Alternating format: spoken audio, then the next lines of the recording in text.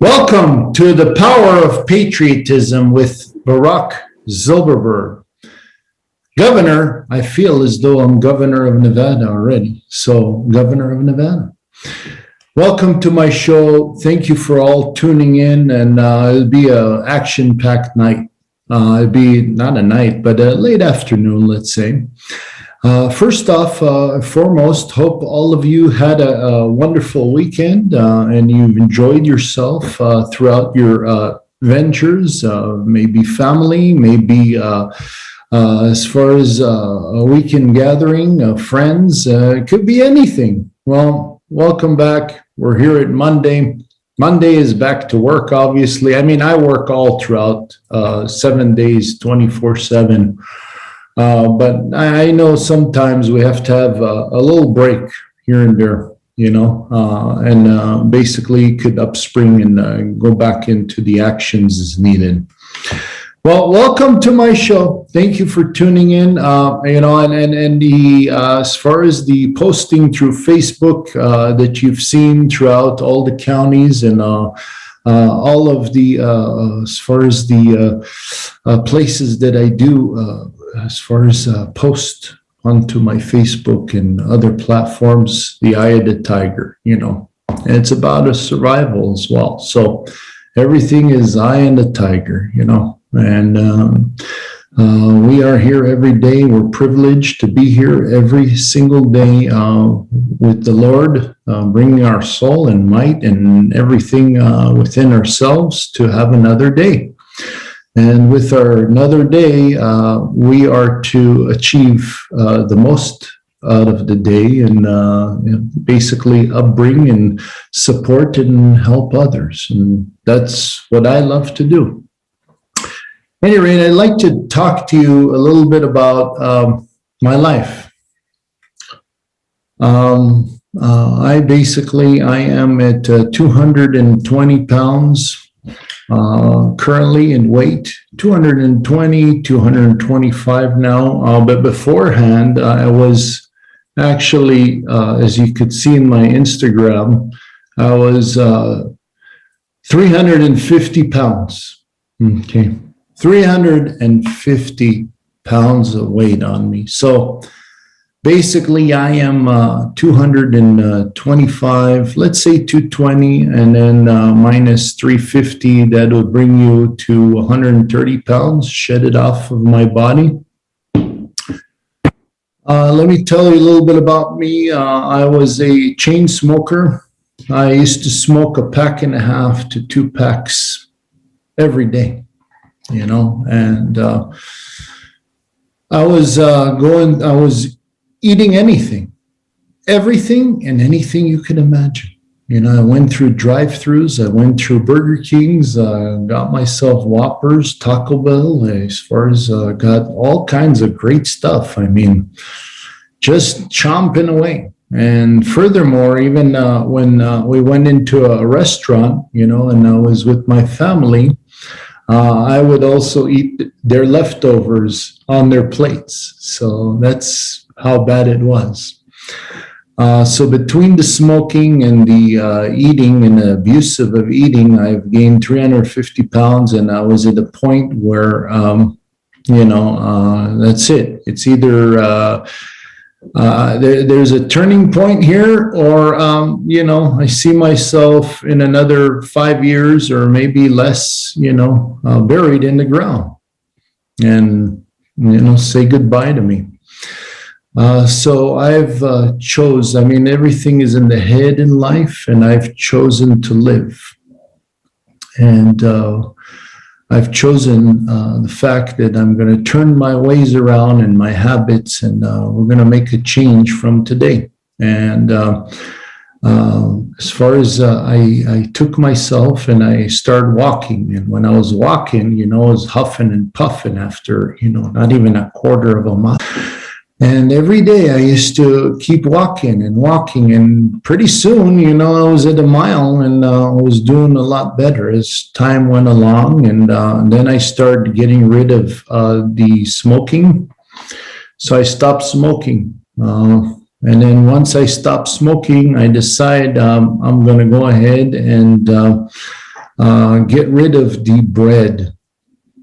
The bread is huge, the yeast and the sugars and the yeast and all of that, it's unbelievable. So I got rid of the bread and I started drinking water as well. Get rid of the sodas, all of these sugars as far as drinks that we have out there in the market. Okay. So just drink plain water, plain water. That's basically what it's about, just plain water. And lo and behold, after I started walking, 3 miles, I said, you know what, I would like to go on to, working out in the gym. So I went ahead and obtained into a membership in the gym, and I started working out and started doing weights. And then sooner or later, and while I was in the gym, I met a lot of very, very influential people there. And, one day I saw, as far as a fellow friend of mine in the locker room, we're talking as we always talk. And he says, I said, what'd you do? I mean, you shed so much weight. What did you do? And he just explained to me, he went to a nutritionist. She got the blood factor of, his blood type, and not only that, what he can eat nutritionally and what he can't. And she studied him and basically told me what he's eating, over in the locker room. And then from there, I followed what he told me. So I got rid of the dairy. The dairy was out the window, the cheeses, now these days we have almond milk, we have also soy milk and cashew milk, and there's other formats of milk today, and actually they taste better than regular milk.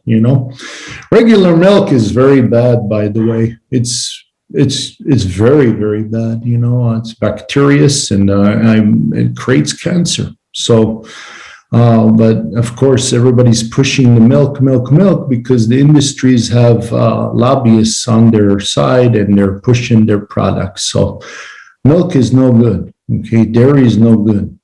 I'll tell you this right now. So water, drink a lot of water and get off the dairy, get on to almond milk, get on to cashew milk, to soy milk. Okay. And then once I got off of the dairy, I started shedding weight. And when I started shedding weight, it was gradual. It's not all at one day. This thing takes time and takes perseverance, and it's all in your mind and your head. And then you're saying, yes, I'm going to do this, and it's going to get done. And attending, always being present where you have to be present is very important as well, So I went and I was present. I parked my car and I always was present. I walked into the gym, and once you're in there, that's it. You have to go. So all of this is self-driven from myself, just out of my mind. Everything is mind over matter. I'm just telling you right now. So I started shedding weight, and then I was introduced to a spinning class, and I said, wow, I could be in a spinning class for 45 minutes, right? And I could burn about 600 to 1,000 calories in 45 minutes. Sounds good to me. And I started attending cycle classes, and I loved it. It was great. There was music. Everything was all thriving all around. People were in the room, all in one direction. And, it's great, So I felt really good. And I've attended cycling classes, because I believe running, does as far as it does have effects on your calves, not the calves. I'm sorry, the kneecaps. You have ligaments in your bones, and you don't want to do too much running to ruin those ligaments. So Cycling is more of as far as more of a lenient way of exercise. I tried boxing, I tried all kinds of stuff, but cycling was really good for me. So I started losing more and more weight and eating righteous. Basically getting rid of a lot of the fatty, oily foods, sticking to chicken breasts. Like in the morning, what I do is I put olive oil with some spinach. I have my egg white breakfast in the morning, which is gives you protein, and at the same time you have your veggies. And in the afternoons, I eat fish with a little salad, or as far as chicken breast or something lean. No, not too much. No meats. Meats isn't too good, but you could eat meat once in a while. But the more lenient type of protein foods is admirable, and then veggies as well. And then try to cut off your meals at about, that's what I do, I try to cut off around 6 or 7 o'clock, and then that's it. I'm done, and then I go all the way to the following morning. So give yourself also some fasting along your way. It's very healthy. So I love also garlic. People should eat garlic. I know, you can't really chew on it. It's pretty tangy, not tangy, but it does give you a little twist, And I like personally spicy foods because it burns everything within. And not only that, I advise everybody to squeeze fresh lemon in a cup and go ahead and pour boiling water and drink it as a tea. It's wonderful. So you burn a lot of the substances that are in your body that don't belong there. The bad guys, it's all about the bad guys. So we need a lot of good guys in order to maintain our strength, our survival, and all of that. So, so that's basically a little bit. And now I'm at 220 pounds, 225. I feel great. I work out. I just follow my lifestyle and my routine and my eating habits. And it's worked very well, very, very well for me. So I advise everybody to do the same. And don't, if somebody tells you out there, oh, this is good for you, and I'm telling you the truth. So this is the honest, absolute truth to your longevity and to your life ahead of you, so that we're not reliant on our meds, we're reliant on the food that we eat. It's very important. You either can eat your meds or you can eat the food. That as far as it is better to intake good food than eat any sort of meds, and compounds and foreign stuff that, shouldn't be in your body. That's my take.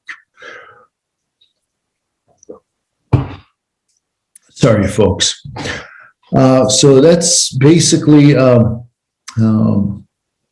far as my little bio of myself. I'd like to talk to you about what's happening here. I believe now there is an initiative, and I guess the Biden administration went through that people that have companies over 100 employees, or below 100, or the threshold is at 100, from my understanding, that they would need to vaccinate. Okay. Now, by doing that, you're discouraging small business owners and small businesses, because what happens is not everybody wants to vaccinate. I think it's ridiculous what's going on. And, the courts also, went into appeals and they went ahead with it. So I don't understand what's going on with our court system as well. Personally, I tell you, as far as the judicial system of our Supreme Court, they have 9 justices. They should be running just as well as everybody else, and as a public servant. I am running as a public servant, so I'm running, and I'm also self-funding my own campaign, to now I have some contributions and donations from others, that are supporting, within, but, basically, there's no influence on my behalf, and whoever wants to donate to my campaign, you're more than welcome. And I appreciate that very much, but my stances and the way I think will not change. So I position myself in a way where nothing can influence me. So given and said all of that, I kind of drifted off here. I'm sorry. Basically, let's roll back. So you discourage small businesses, by telling people, or as far as corporations that have within a threshold of 100 employees, to go ahead and vaccinate. So what's happening is not only employees are not wanting to go to work because of the fact that they have to vaccinate, doctors, nurses in hospitals, teachers, people of all influences in the public servant sector, governmental and public servant sector. So I don't understand, what are you doing here? I just don't understand. Now, vaccinating, okay, and not only vaccinating, but masking up should be a freedom of choice, should be our rights of doing something or not doing something, either we could mask up or not. I want to tell you, I have a mask as well, and I don't wear my mask. I personally, I hate wearing this thing. First off, wearing it, number one, you can't breathe. You're literally, you're suffocating yourself. You can't breathe. Secondly, nobody reads as to your lips and the truth of a person, because you're masked up. So you can't really read lips. It's very difficult also to interpret people. Sometimes you want to interpret someone, but if you don't have the lip movement and the interpretation within the lips, then really you may interpret somebody saying something where that someone really doesn't mean what he said. It's just something you thought that the person meant. And really, that's not the case. So breathing is hard, okay?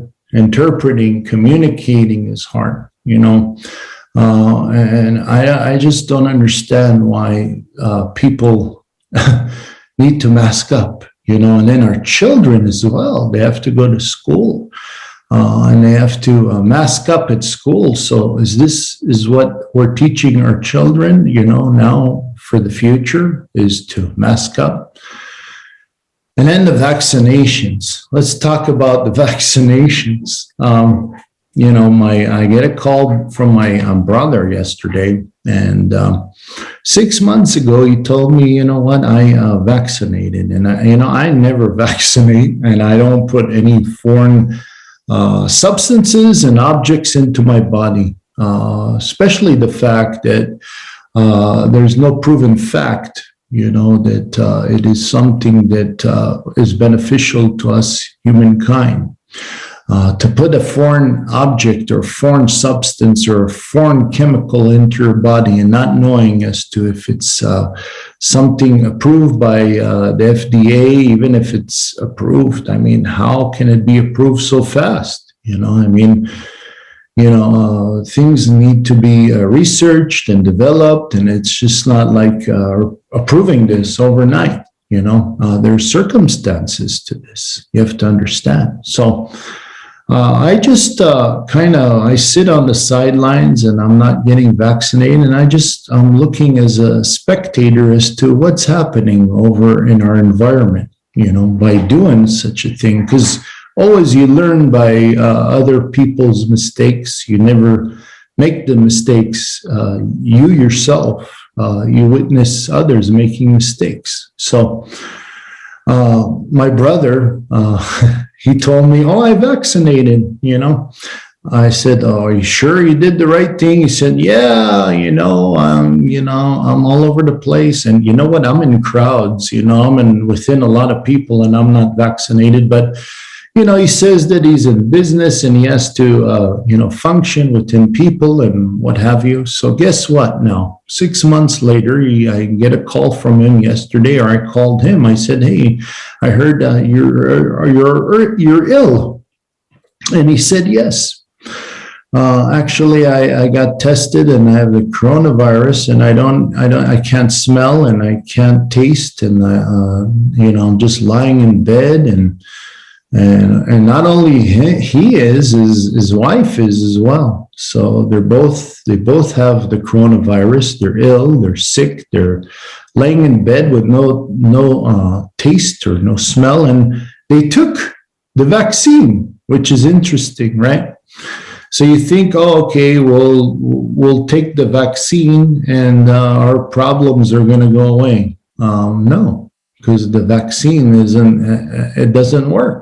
Obviously, because if he took the vaccine 6 months ago, and I've seen not only him but other cases, basically, why does he have the coronavirus? Why is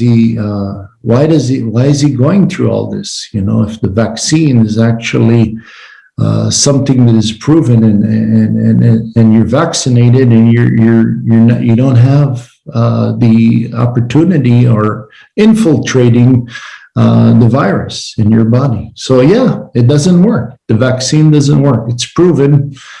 And it's basically now they're coming up with a second boost and a third boost and all kinds of boosts, and it'll just never be ending, And also in Israel, I think basically they're saying, oh, it's the Delta variant, but really it's not the Delta variant. They're just adding another name to a virus. So what they're doing is they're vaccinating you, right? They're jabbing you. And then they're saying that it is a Delta variant, but really what they jabbed you with, okay, is extracting the variants that are in the vaccines. So you guys who are vaccinating yourselves are spreading the other variants that they're saying or alleging, such as the Delta variant, and then other, as far as unknown viruses, as a result of this vaccination. So you guys are spreading it, and that's why the Democrats are telling everybody to mask up, because why are they worried if people are vaccinated? Why are they telling them to mask up? Because they have the virus within their body and spreading it throughout others. So they created another variant or a virus or what have you. And this whole thing, this whole COVID-19 was a plandemic. I just would like to repeat that to you. It's a plandemic. It's not a pandemic. Okay. This thing was planned by Bill Gates in 2015. He mentioned that basically there's going to be a pandemic. How would he know as far as if there's going to be a pandemic if he wasn't in coordination with the plandemic? And he planned this. Not only he planned it along with China. I'm not talking about the people again. People are great people. The Chinese Americans are great people. The regime, the government in China, planned it along with Bill Gates. They did research. They were in Wuhan. They were doing the things that they had to do in their laboratories, but then they blamed it on the wet markets and what have you, which is just an alibi, but it's a bunch of BS. So yeah, they went ahead. You have to understand, in China, the regime in China on ourselves. I keep mentioning that we need to be reliant on ourselves as a nation and no other. So listen, China what happens is they start very cheap with the world. They said, "Oh yeah, we'll give you labor cents on the dollar that you pay." They're very smart. So they have 1.6 billion people there. So they tell their people, okay, we're going to work cheap. Okay, we'll bring everybody over, and they're very smart because what happens is all of these huge companies and all these ingenious people come over there and settle into China, into their nation, and let them manufacture. But what happens is they learn your secrets, they learn your techniques, they learn your intelligence, they learn your product. And then what they do is all of you throughout the world, let them manufacture all the goods. So they have all your trade secrets, and then you have confidentiality agreements with them of some sort, but go ahead, try to go in as far as a confidentiality agreement or as far as any sort of agreement with China. I mean, they're a communist nation. So here in the United States, that's why I love to invest here in the United States, because I know there's laws, and we have a freedom to speak and speech and religion, and we have all our constitutional rights. So I love investing here. This is where I always will invest. I will never invest in any other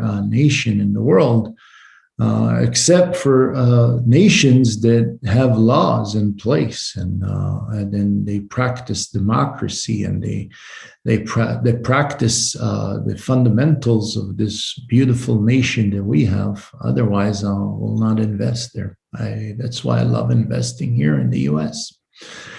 Everything is recorded, and everything is documented, and everything's legitimate, throughout our beautiful nation. So let's not detract from that. Let's go over to China. So they basically learned all the trade secrets, everything from all the huge corporations here in the U.S. And now today, guess what? They've changed their not only their labor rates, they're not cheap anymore. And then furthermore, if try to get goods from there over to here, and the container and shipment costs and everything that goes along with that is high. And that's why we have the inflation today. So what are we saving by having them manufacturing our goods? Nothing. Okay. So our minimum wage has gone up. Everything's gone up here. So why don't we bring back our industries back over here? Let's support our Americans. Let's put them back to work. Let's bring our industries back. And furthermore, let's deregulate as far as our small businesses. Nobody should be regulated in regards to having 100 employees and over vaccinated. That's ridiculous. And the fact that, we need passport vaccinations, that is ridiculous as well. This should be a freedom of choice and freedom of our constitutional rights. Read in our constitutional rights, our current president, and see if there's something that has any sort of stipulation in our constitutional rights and our constitution that we need to mask up. Okay, show it to me somewhere in our constitution. We need to mask up and we need to vaccinate. I would love to see that. And if you could prove that to me in our constitution, if you could prove that to me, I will be convinced. But I've read the constitution. It's not in there, man. So I don't understand. I mean, also, I don't understand, what your positions, what you're doing.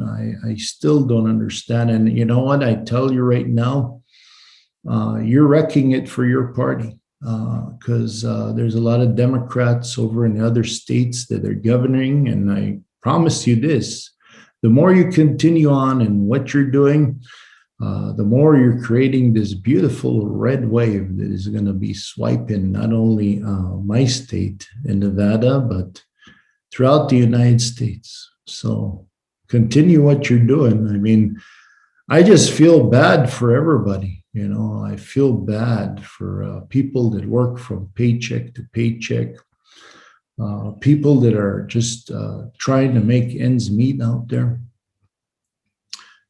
People that that they are suffering. They're not in the means of survival, and what you're doing is you are oppressing the people. Listen, I mean, basically, let me tell you a little bit about Democrats. Democrats, they love to oppress people. So people are reliant on the government. So if the people are reliant on the government, they could go ahead and control the people, And we, the Republicans, were for the public. Lobbyists are also controlled, they're corrupt, they're bought. Anything that is bought with, as far as shoving money in people's pockets, that's a matter of corruptness and influence in the wrong way. So nobody should be, as far as putting or shoving money into nobody's pockets. Everybody should be doing their job as public servants of the meaning of our country and how it's articulated in our bylaws and our constitutional rights. And I will uphold that to the highest levels. So basically, that's my take on the coronavirus and the vaccine mandates and all of that. Basically, I encourage all of you. I was in Georgetown over in Washington, and we had a discussion, me and my friend Saeed, and one thing I told everybody should have their own asset, meaning you need to live somewhere, right? You need to work somewhere. If you're an entrepreneur and you're starting a business and what have you, it's better to own your own property rather than renting your own property. Same thing with living in your own home, your own condo. I like personally homes. With condos, it gets kind of sticky, amongst people within the whole association, and there's too many people in the mix. So it's better you own your own home, and in your own home, you deal with the logistics of the city and wherever city you are, and permits and what have you. So my advice to everybody is, I see the way I started as an adolescent, my father told me to go out and work. So I worked at age 13, and what I did is I saved my money as an adolescent, while living in my parents' home. Think about it. You're over at your parents' house, you're rent-free, you're grocery, food-free, and all kinds of perks that you're free with. So you have the advantage of living in your parents' home, working very hard, okay, and saving your money. All of that is just, it's saving. So imagine I'm age 13 years old, I'm already working, and how much money I saved and the period of time that I was living with my parents. So I saved a lot of money, enormous amount of money.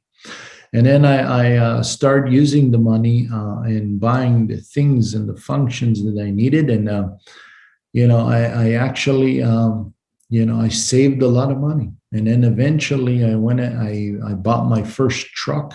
My dad gave me a truck. And then later on, I needed a heavy duty truck. It was a 1-ton, a Toyota. So I bought one of those brand new. And I had the money. And then furthermore, at age 22, I bought myself a Mercedes 560 SL convertible, living in my parents' house. And then I had money saved in the bank. I was working really hard in plumbing, and I've worked for company and also side jobs, and also eventually I went on with my own business, and I saved a lot of money. So I was able to buy myself a home, with the money. But not only as far as bought myself a home, furthermore, I moved like 12 times, because when I bought a property, your home, right? You have to buy a home that is in a great area, but the home is either needs work or is small in square footage or what have you. And you can always enhance it and add square footage to your home. You understand? But the location is very important. As they say, location, location, location.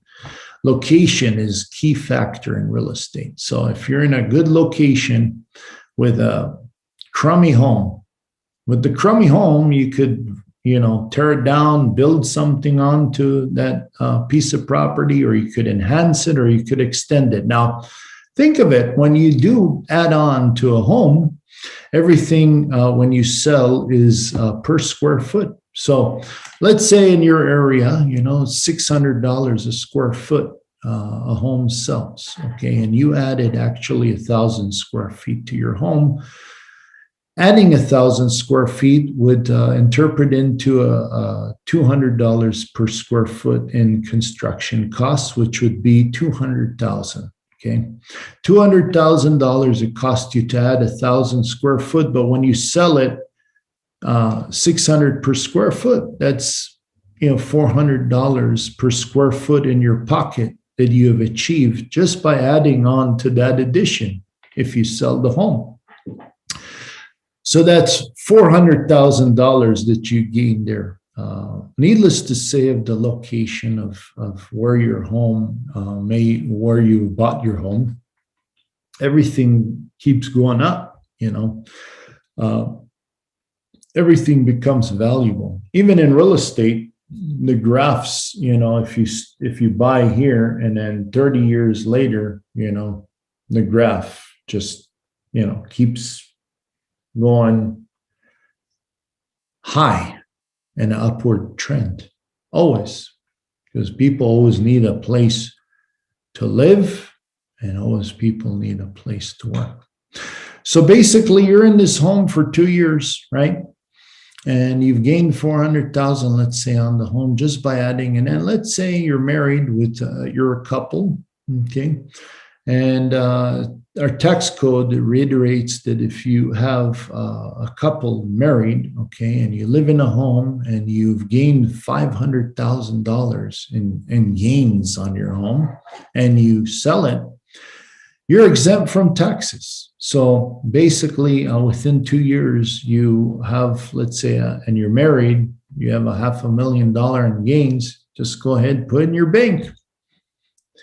Isn't that nice? I mean, where can you do it? I mean, you can't do it in a 9-to-5 job. You can't make it in a $15 per hour wage. $15 per hour wage is okay in the beginning as a person learning functions of money and finances in the beginning as a kid or adolescent or, in the teenage years. It'd be very nice. But you need a trade and you need a function that gives you cash flow every month, and you can go ahead and save and invest. So in real estate, you can create wealth. Okay. So what you do is you buy another property with that. Okay. And you already have $500,000 or 250 or whatever the gains may have been. You're already transferring it to another property that you feel as though has potential. You put it into that property, and you do the same thing, And by doing that, you gain wealth. Just by anyway, you have to live somewhere, so you might as well live somewhere, fix it up while you're living there, and then if there's a turnaround of making money, sell it. Later on, once you create wealth and the things that you want to, when you get into deals and you want to keep, then you could go ahead and keep those assets. And hopefully the assets that you invest in are means of passive income. Passive income means investment properties such as apartment buildings, commercial properties, shopping centers, office buildings. I personally like apartment buildings. I like also retail. Retail thrills me. Also, industrial is very lucrative. I mean, these days now with everybody, as far as doing online orders and whatnot, there's a need for warehousing, and not only warehousing, industrial use, for people to conduct their shop uses, and carpentry and all kinds of trades. So industrial is very interesting. I haven't gotten into industrial, but I'd love to get into industrial as well. Now, since we're talking about real estate, I also wanted to touch upon, the homeless situation that we have, and our veterans that are homeless and the homeless. Basically, I've talked to many, many individuals in regards to having the abilities of having a community and with a nonprofit organization, whereas they have the ability to build homes with separate parcels and have a facility for either the homeless or a facility for our veterans, And basically within the facilities and the communities, they would have the functions that are needed, the departments that are needed within the recreational facility where the homes are built around. So it's a nonprofit organization. And people of homeless, people of veterans, or especially veterans, shouldn't be out in a homeless situation in the streets. They served our military, they served our honorable nation. So that's uncalled for right there. So we build these homes, these affordable housing, and then they have the ability later on to buy the affordable housing. Okay, they have the ability to buy the parcel, the structure, the home.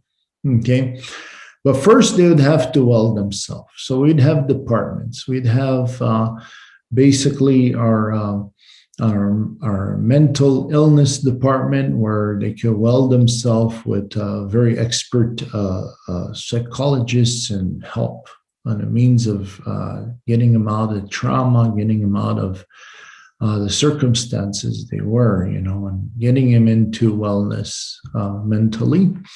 Then we'd have another department in regards to substance abuse, because there's a lot of issues with substance abuse.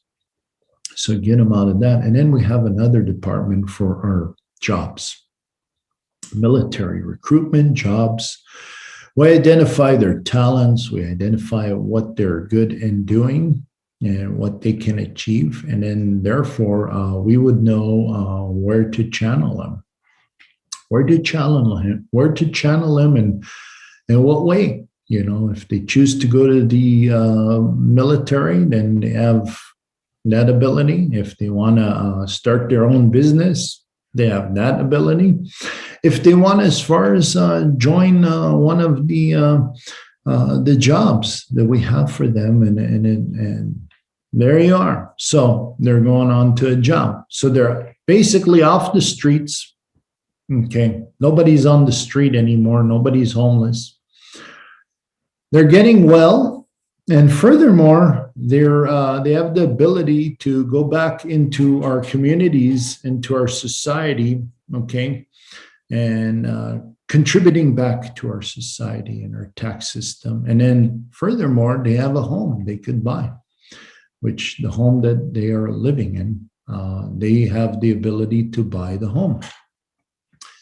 So there's just so many things that work within this whole idea that I have, and I've spoken with many others that are involved in this nonprofit organization, and I love it.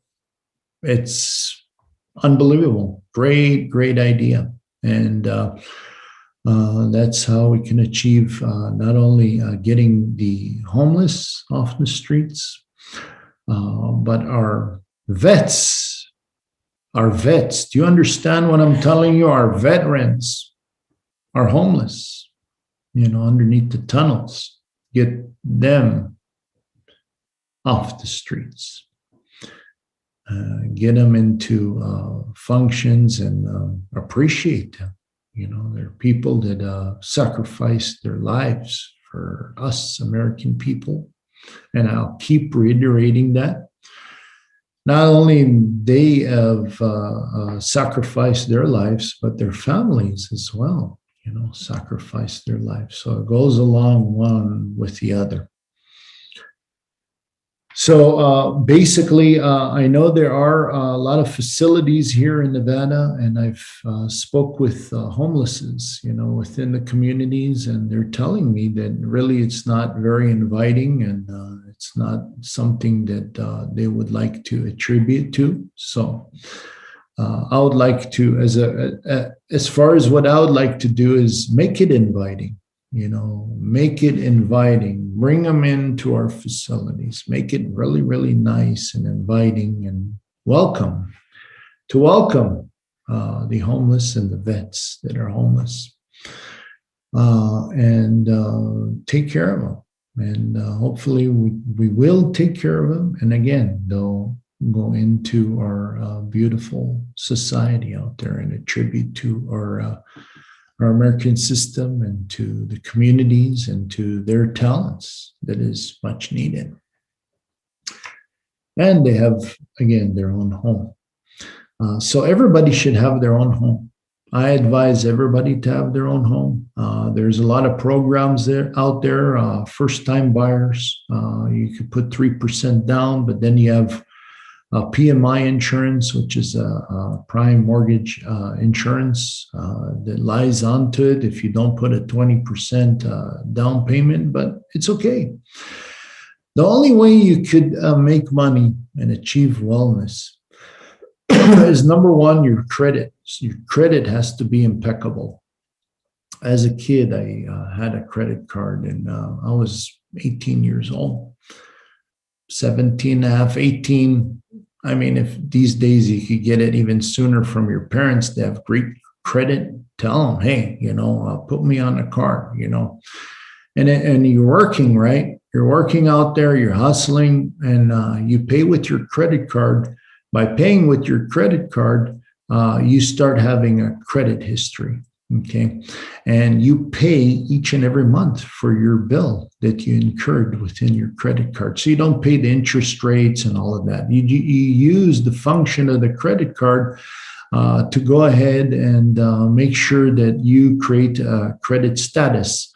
Now, the number to be at is 700 and over. I like to see, banks like to see 750, 780, around those criterias of the FICO score.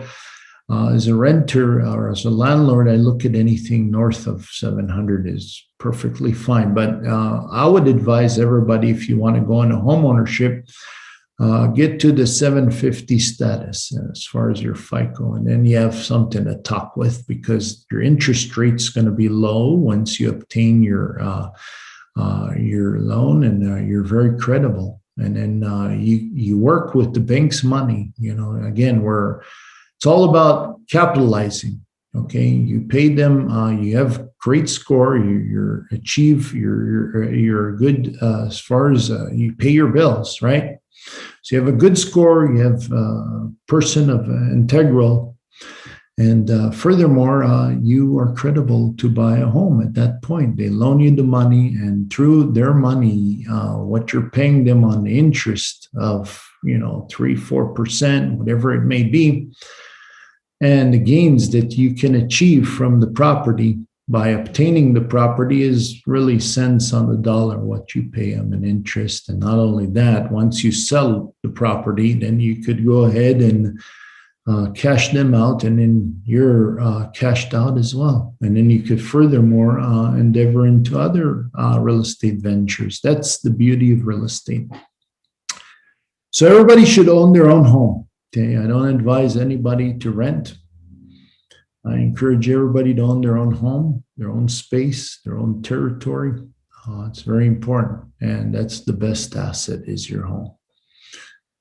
Before even investing into stocks or into all kinds of cryptocurrency and all kinds of investments out there, it's better you have a home first. Now, if you want to utilize, the stocks and cryptocurrency to achieve the numbers that you need to, quicker, so you have you have means of a down payment and use those functions as well. But my advice to you is do research. If you are to invest into stocks, if you are to invest in cryptocurrency, now I guess there's the NFTs as well. A lot of people making money in the NFT. It's all good. I mean, it's unbelievable. I had a friend of mine, he told me, hey, invest into Bitcoin. And this was, you're talking about, we're talking about 5 years ago. 5 years ago. And, it's nothing compared to what it is today. We're around almost 70,000 a coin. That's pretty impressive. So, crypto, that's where everything is heading. Everything's headed to crypto. Again, I would like to make an NFT coin here in Nevada. So we have our own coin here. And that's what I like to do. So we have a source of cryptocurrency here in Nevada. So we can, anybody wants to pay with the Nevada coin, then please, it's welcome. Pay with the Nevada coin. It's just as good as a dollar. And that's where we have to be, because that's where everything is going. So we got to be ahead of ourselves. We got to be in line and very, very creative and very visionary. I want to widen the highway as far as from here, Clark County to up north. The highway should be 3 lanes on each. Now it's 2 ways, one on one direction, one another. And there's trucks and all kinds of shipments and all kinds of stuff going up there. And it's pretty dangerous, especially at night, and there's no divider or anything. So I like to invest into our highway from here, Clark County over to Washoe and up north. Yeah. I guess we have a guest coming on here. Thank you so very much for tuning in. My name is Barak Zilberberg, and I'm with the Power of Patriotism. Thank you so very much for tuning into my show, you all, and we'll see you Wednesday as well, between 4 to 5 o'clock this Wednesday. And I have a guest coming on, and please tune in. A lot of action, an action-packed show. Visit my website, www.barakzilberberg.com. That's Barak Zilberberg, Zilberberg.com. Invest into my campaign, volunteer, and furthermore, for a better future of Nevada. Thank you so very much. I will not interrupt your show, and have a wonderful evening all, and good luck in your show. Thank you so very much. Have a wonderful evening. Ciao. Thank you.